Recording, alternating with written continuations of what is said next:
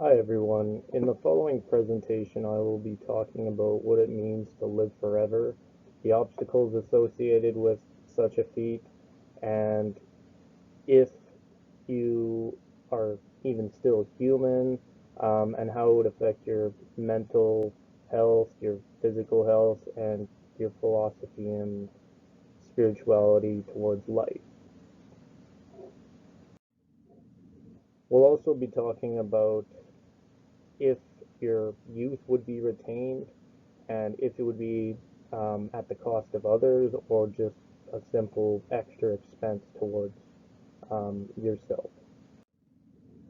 The types of immortality that I found were that of like cybernetic augmentation, um, genetic manipulation, switching out organs and body parts, mutants, vampires, magic, etc.,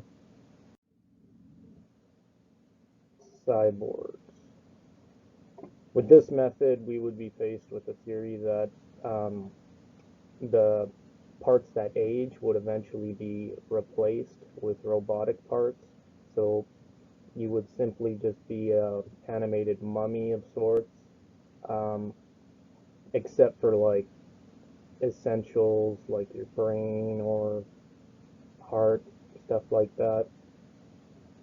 On the opposite end of the spectrum, if robotic augments prevented aging, um, entirely, how would that affect your physical and mental health as well as um, when those parts would be replaced and how expensive that would be?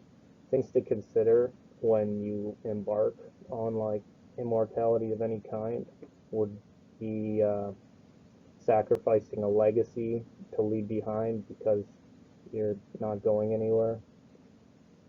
So your success would be that of what you do in this life, basically, to be remembered by while you're alive.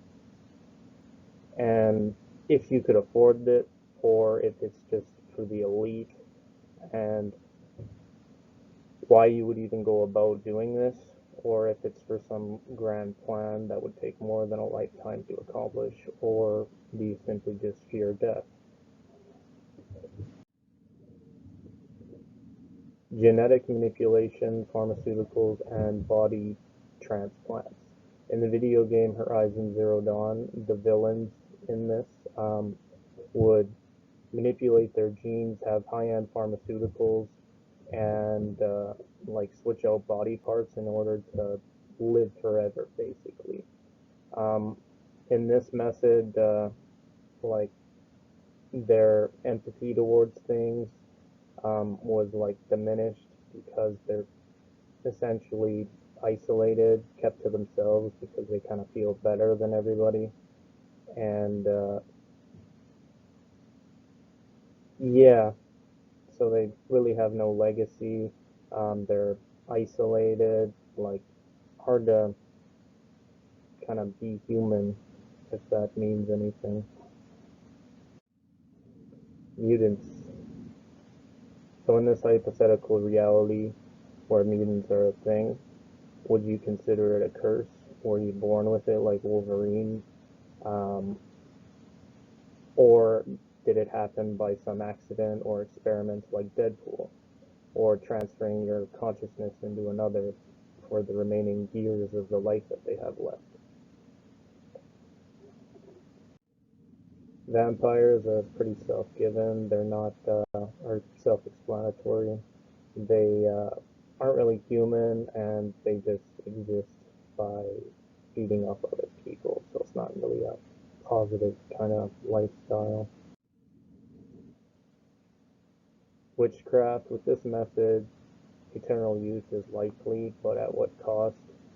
Um, and it definitely does affect like the philosophy that you would have on life, and but a living legacy would pro- probably be likely for the followers that you would have. And AI digital immortality is probably my favorite one, where the mental enhancements are pretty much limitless because you're connected to like an interconnected system in which you can constantly expand. So that's pretty much my favorite.